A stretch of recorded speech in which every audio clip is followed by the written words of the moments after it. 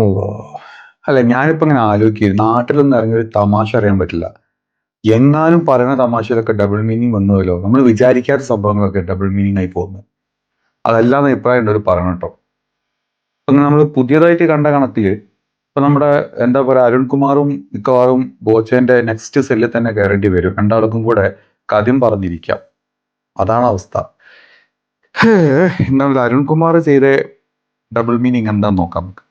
ആദ്യം Arunkumar double meaning പറയാണ്ടായിട്ടുള്ള ഒരു video ഉണ്ടല്ലോ, ഈ സ്കൂൾ കലോത്സവത്തില് നമ്മുടെ റിപ്പോർട്ടർ ടീം ചെയ്ത റീലുണ്ടല്ലോ, ആ റീലൊന്ന് കണ്ടു നോക്കാം. അതിൽ ആ പെങ്കൊച്ചിന്റെ മുഖം നമ്മളൊന്ന് ബ്ലർ ചെയ്യുന്നുണ്ട് കേട്ടോ. ഇപ്പം അതിന് വേറെ കേസും പോലെ അപ്പൊ ഒന്നും വേണ്ട ആവശ്യമില്ല, അതൊന്നും ബ്ലർ ചെയ്യുന്നുണ്ട്. എന്നിട്ട് നമുക്കൊന്ന് കേട്ടു നോക്കാം.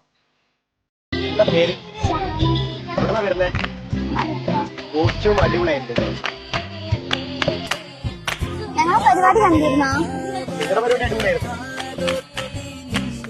ഇതിന് മുന്നേ ഒപ്പന കളിച്ചിട്ടുണ്ടോ? അതിലും മണവാട്ടിനായിരുന്നു. എന്നാലും ഇങ്ങനെ നിൽക്കുന്ന കാണുമ്പോ താമര രസം കിട്ടോ.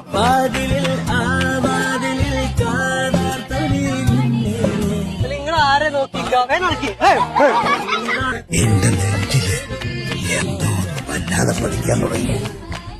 അതുവരെ ഉണ്ടായതെല്ലാം ആ നിമിഷത്തിലേക്ക് വന്നു നിന്ന പോലെ. നിങ്ങൾക്കിത് കണ്ടിട്ട് എന്താണ് തോന്നിയത്? ഞാനിത് തിരിച്ചും മറച്ചും കമത്തിയും ഒക്കെ പിടിച്ചു നോക്കി. ഇതിലൊരു ഡബിൾ മീനിങ് കിട്ടുമെന്ന് നോക്കിയിട്ട് എനിക്കൊരു ഡബിൾ മീനിങ് കിട്ടിയില്ല. പിന്നെ ആകെ കിട്ടിയൊരു മീനിങ്, മിക്കവാറും സംസ്ഥാന സ്കൂൾ കലോത്സവം ആയതുകൊണ്ട് തന്നെ ആ കൊച്ചിന് 15 വയസ്സിന് താഴെ ഇരിക്കണം, മൈനറാണ്. അപ്പം അവിടെ പാർട്ടിസിപ്പേറ്റ് ചെയ്യാൻ വന്ന മണവാട്ടിയാണല്ലോ. അപ്പം അതുകൊണ്ട് തന്നെ ഇതിലിപ്പോൾ ഒരു ഡബിൾ മീനിങ്ങോ അല്ലെങ്കിൽ ഒരു അങ്ങനെ വല്ലതും ഒക്കെ ഉണ്ടോ? ഓൻ വന്ന് നിൽക്കുന്നു, ഒപ്പന അടിപൊളി എന്ന് പറയുന്നു, മുമ്പ് മണവാട്ടി ആയിട്ടുണ്ടോ എന്ന് ചോദിക്കുന്നു, നിങ്ങൾ ഈ ഒപ്പന ഡ്രസ്സിൽ കാണാൻ നല്ല രസമുണ്ടെന്ന് പറയുന്നു, കൊച്ചി ഈ പരിപാടി നിങ്ങൾ കണ്ടിട്ടുണ്ടോ എന്ന് ചോദിക്കുന്നുണ്ടോ, അതൊക്കെ പറയുന്നു. പിന്നെ ഒരാൾ അവർ സെറ്റ് ചെയ്താണ്, ഷൂട്ട് ചെയ്താണ്, റീൽസ് പോലെ നമുക്ക് വ്യക്തമായി തരാം. പിന്നെ ആ ഇവരെ കൂട്ടത്തിലുള്ള ഒരാളായിരിക്കും, നിങ്ങളെന്താ അവിടെ നോക്കി നിൽക്കണമെന്നും പറഞ്ഞ് അവരങ്ങോട്ട് നടത്തി വിടുന്നു. അത് ജസ്റ്റ് ഒരു ഷോട്ട് ചെയ്യുന്നു. ഇതിലൊക്കെ ഒരു ഡബിൾ മീനിങ് കണ്ടുപിടിക്കേണ്ട കാര്യമുണ്ടോ? ഇതൊക്കെ ഡബിൾ മീനിങ് കണ്ടുപിടിച്ച് നമ്മുടെ നാട്ടിലെ ഫോൺ എടുത്തിട്ട് ഏതെങ്കിലും ഒരു റീല് മര്യാദയ്ക്ക് നോക്കി കാണാൻ പറ്റുമോ? നിങ്ങൾ പറ. ഏതെങ്കിലും ഒരു റീല് ഡബിൾ മീനിങ് അല്ല, പച്ചക്ക് പറഞ്ഞിട്ടുള്ള റീലുകളല്ലേ നമ്മുടെ.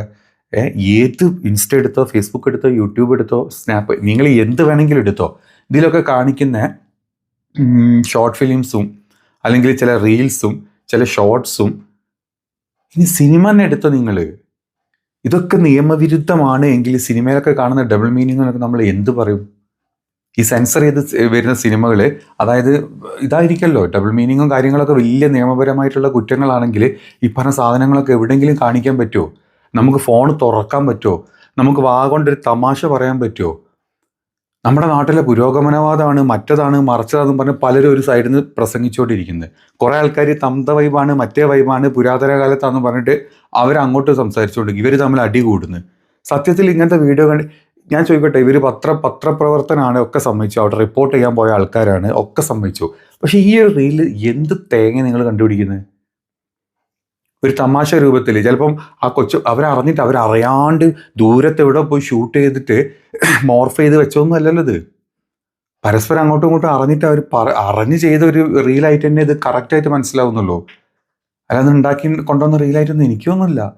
ഇത് ഇത്രയും ഭയങ്കരമായിട്ട് ഞാൻ കണ്ട 99% എന്താ യൂട്യൂബിലും അല്ലെങ്കിൽ യൂട്യൂബേഴ്സും പത്രക്കാരും ഇതെല്ലാം കൂടെ എടുത്ത് അലക്കുന്നത് കണ്ട്. ഇതാണ് അപ്പോൾ ഇതിൻ്റെ ആസ്പദമായിട്ടുള്ള റീല്. ഇനി അരുൺകുമാർ എന്ത് പറഞ്ഞു നമുക്ക് നോക്കാം. അതായത് അരുൺകുമാറിൻ്റെ വേറെ ഡബിൾ മീനിങ് ഇതിന് പറഞ്ഞ എന്താണെന്ന് കൂടെ നോക്കാം. എന്തുകൊണ്ട് വിശേഷങ്ങളൊക്കെ? ആ ഒപ്പന പെൺകൊച്ചിനെ പിന്നെ കണ്ടായിരുന്നു? പിന്നെ കണ്ടിട്ടില്ല. ഷഹബാസിനെ ആ കുട്ടിക്കും താങ്കൾക്കും. ഷഹബാസിനെ പിന്നെ നമ്മൾ കണ്ടിട്ടില്ല. ഈ പറഞ്ഞതിലൊക്കെ ഒരു ഡബിൾ മീനിങ് ഉണ്ടോ? ഒരു തമാശയായിട്ടൊക്കെ എടുത്തൂടെ? അത്രയൊക്കെ നമുക്ക് ചിന്തിക്കാൻ പറ്റില്ലേ? നമ്മൾ ഈ പുരോഗമനവാദം വിളിച്ച് കൂവുമ്പം എന്താ അരുൺകുമാർ ചോദിക്കുന്നത്? ആ ഒപ്പന പെണ്ണിനെ പിന്നെ കണ്ടിരുന്നോ? സത്യം, അവൻ പിന്നെ കണ്ടിട്ടില്ല. ആ പരിപാടി കഴിഞ്ഞ് അവർ ഇവിടുന്നോ വന്ന ആൾക്കാരായിരിക്കും. ആ പരിപാടി കഴിഞ്ഞ് ഇവരത് ഷൂട്ട് ചെയ്ത് അവർ പോയി. അവളെ കാണാണ്ടിരിക്കുന്നതായിരിക്കും നല്ലത്. പക്ഷെ അവളെ കണ്ടതിന് ശേഷം ഷഹബാസിനെ പിന്നെ കണ്ടിട്ടില്ല. അതെന്ന് പറയുന്നത് ഒരു കോമൺ തമാശയല്ലേ, വെറും ഒരു സിമ്പിളായിട്ടുള്ള തമാശയല്ലേ അതൊക്കെ? അതിലൊക്കെ ഒരു ഡബിൾ മീനിങ് ഉണ്ടോ? ബോബി ചെമ്മണ്ണൂർ പറഞ്ഞ കണക്ക് വെച്ച് നോക്കുമ്പോൾ, അല്ലെങ്കിൽ നമ്മുടെ നാട്ടിലെ എത്ര ഇൻ്റർവ്യൂസ് നമ്മുടെ നാട്ടിലുണ്ട്, എത്ര ഇൻ്റർവ്യൂസിൽ എന്തൊക്കെ വൃത്തികെട്ട പോഡ്കാസ്റ്റുകളും അല്ലെങ്കിൽ എന്തൊക്കെ വൃത്തികെട്ട ഫേസ് ടു ഫേസ് ഇൻ്റർവ്യൂകളിലും അങ്ങോട്ടും ഇങ്ങോട്ടും ചോദിക്കുന്ന എത്ര ചീപ്പായിട്ടുള്ള ചോദ്യങ്ങളുണ്ട്. ഡബിൾ മീനിങ് അല്ല, പച്ചക്ക് ചോദിക്കുന്ന ചോദ്യങ്ങളുണ്ട്. ഇതിനൊക്കെ പിന്നെ ആരെയും പോവാറുണ്ടോ? നിങ്ങൾ തന്നെ ആലോചിച്ച് നോക്കി. അതായത് നിങ്ങൾ ഈ വാർത്താ ചാനലുകളുടെ തന്നെ കുറേ എൻ്റർടൈൻമെൻറ്റ് ചാനലുകളുണ്ട്. ഈ പറഞ്ഞ ചാനലുകളിലൊക്കെ എന്തൊക്കെ വൃത്തികെട്ട ചോദ്യങ്ങൾ ഈ എന്താ പറയുക ഇൻ്റർവ്യൂസിനും ബാക്കിയുള്ളതിനൊക്കെ ചോദിക്കാറുണ്ട്. ഷോർട്സുകൾ വരാറുണ്ട്, റീൽസ് വരാറുണ്ട്. ഇതിനൊക്കെ എത്ര പേര് ചോദ്യം ചെയ്തു? എനിക്ക് ഈ വീഡിയോ കഴിഞ്ഞ 2 ദിവസം മുമ്പ് റിപ്പോർട്ടർ ചാനൽ ഇട്ട സമയത്ത് എനിക്ക് ഒന്നും തോന്നിയിട്ടില്ല. എനിക്കിപ്പോൾ കേസ് എടുത്തു എന്ന് പറഞ്ഞപ്പോൾ എനിക്ക് തോന്നിയിട്ടുള്ളൂ. ചുമ്മാ കണ്ണടച്ചിട്ടായിരിക്കുമോ ബാലാവകാശ കമ്മീഷനിൻ്റെ പേര് കേസെടുത്തിട്ടുണ്ടാവുക? പെട്ടെന്ന് അവർ കണ്ട് അവർക്കത് ഭയങ്കരമായിട്ട് തോന്നുകയാണെങ്കിൽ നമ്മുടെ നാട്ടിൽ എന്തൊക്കെ മൈനറായിട്ടുള്ള പിള്ളേരെ വെച്ചിട്ട് എന്തൊക്കെ റീൽസും എന്തൊക്കെ സംഭവങ്ങളും കാണിക്കുന്നുണ്ട്. ഇതിനൊക്കെ എതിരെ കേസെടുക്കുന്നുണ്ടോ ബാലാവകാശ കമ്മീഷനോ അല്ല ആരാണെങ്കിലും? ഇതിൻ്റെ പിന്നാലെ എത്ര പേര് നടക്കുന്നുണ്ട്? സ്വന്തം ഉള്ളെന്ന് നിങ്ങൾ പലരും പറഞ്ഞത് കേട്ടിട്ട്, പല ആളുകളും ശരിയാണ് തെറ്റാണെന്ന് പറഞ്ഞല്ലോ എന്ന് പറഞ്ഞത് കേട്ടിട്ട് നിങ്ങളിതിന് അഭിപ്രായം പറയും. നിങ്ങളുടെ ഉള്ളിൽ ഇവർ ഈ പറഞ്ഞ ആ ഒരൊറ്റ ഷോർട്ട് വേർഡ്സും ഈ അരുൺകുമാറും അവരും തമ്മിൽ, നിങ്ങൾ രാഷ്ട്രീയം നോക്കണ്ട, നിങ്ങൾ പത്രപ്രവർത്തനം നോക്കണ്ട, നിങ്ങൾ വേറെ ഒന്നും നോക്കണ്ട, സാധാരണ ഒരാളായിട്ട് പുറത്തു നിന്നിട്ട് ഇവരാ പറഞ്ഞതിന് ആസ്പദമായിട്ട് ഇവരുണ്ടാക്കിയിട്ടുള്ള ആ റീല് പോലത്തെ ഉണ്ടാക്കിയിട്ടുള്ള ആ ചെറിയൊരു പോർഷൻ വെച്ചിട്ട് നിങ്ങൾക്കിത് ഭയങ്കരമായിട്ടുള്ള കുറ്റങ്ങളായിട്ടോ ഡബിൾ മീനിങ് ആയിട്ടോ കുട്ടികളെ അവഹേളിക്കുന്ന മൈനറായിട്ടുള്ളൊരു പെൺകുച്ചിനെ അവഹേളിക്കുന്നതായിട്ടോ എന്തെങ്കിലും അതിലുണ്ടോ? ഇപ്പോൾ ബോച്ചയൊക്കെ പറഞ്ഞതെന്ന് പറഞ്ഞ പോലെ ഒരു ബോഡി ഷെയ്മിങ്ങോ ഒരു പെണ്ണിൻ്റെ ബോഡി ഷെയ്മിങ്ങോ അല്ലെങ്കിൽ മോശമായിട്ടുള്ള രീതിയിൽ ചിത്രീകരിക്കുക എന്തെങ്കിലും ചെയ്തിട്ടുണ്ടോ? ഒന്നുമില്ല. വളരെ നോർമലായിട്ട് ഒരു മണവാട്ടിനെ കാണുന്നു, ഒപ്പന നന്നായി എന്ന് പറയുന്നു, ഇതുപോലെ ഡ്രസ്സ് മുമ്പ് ഇട്ടിരുന്നോ, മുമ്പ് ഒപ്പന കളിച്ചിട്ടുണ്ട്, എന്തായാലും നിങ്ങൾ ഒപ്പന ഡ്രസ്സ് കാണാൻ രസമുണ്ട്, അതിൻ്റെ ഇടയ്ക്കൊരു ബാക്ക്ഗ്രൗണ്ടിൽ ഒരു റൊമാൻറ്റിക് ഇതൊക്കെ കൊടുത്ത് അതൊരു ജസ്റ്റ് ഒരു ക്രിയേറ്റിവിറ്റി ആയിട്ട് കാണേണ്ട ഒരു സാധനത്തിന് എന്തിനാ പൊക്കി പിടിച്ച് കൊണ്ടുപോകണേ?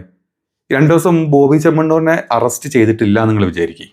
അങ്ങനെ ഒരു കേസ് ഇവിടെ ഉണ്ടായിട്ടില്ലെങ്കിൽ ഇതൊരു കേസായിട്ട് വരുമായിരുന്നില്ല, ഒരിക്കലുമില്ല. അത് അവിടെ വന്നതുകൊണ്ട് മാത്രം അതിൻ്റെ ഭാഗമായിട്ടല്ല, അതിൻ്റെ ബാക്ക് ടു ബാക്ക് ആയിട്ടുണ്ടാക്കി എന്തോ ഒരു എഫക്റ്റ് ആർക്കോ വേണ്ടി ആരോ ചെയ്തൊരു എഫക്റ്റ് മാത്രമാണിത്. അതിൻ്റെ അപ്പുറത്തോട്ട് ഇതിൽ ഒരു തേങ്ങ എനിക്ക് കാണാൻ പറ്റുന്നില്ല. ഞാൻ എൻ്റെ അഭിപ്രായം പറഞ്ഞത്. പലർക്കും പല അഭിപ്രായങ്ങളായിരിക്കും. ഇതിൽ രാഷ്ട്രീയമില്ല, ഇതിൽ എന്താ പറയുക ഒരു വ്യക്തിനോടുള്ളൊരു അടുപ്പോ അല്ലെങ്കിൽ അകൽച്ച ഇതിലില്ല, ഒന്നുമില്ല കേട്ടോ. നോർമലായിട്ട് സാധാരണ പുറത്തുനിന്ന് കാണുന്ന ഒരാൾക്ക് ഇത് കണ്ടിട്ടൊരു കേസായി തോന്നിയിട്ടുണ്ടെങ്കിൽ അതൊരു എനിക്ക് തോന്നിയൊരു മഹാത്ഭുതമായിട്ട് എനിക്ക് തോന്നുന്നത്. ഇതൊക്കെ കേസാക്കണമെങ്കിൽ കഷ്ടം. പുരോഗമനം കൂടിപ്പോണതാണോ അതോ ഇപ്പോഴും നമ്മൾ അങ്ങ് 19-ാം നൂറ്റാണ്ടിലാണോ തോന്നിപ്പോ ഇങ്ങനത്തെ ചില കേസുകൾ കാണുമ്പോൾ?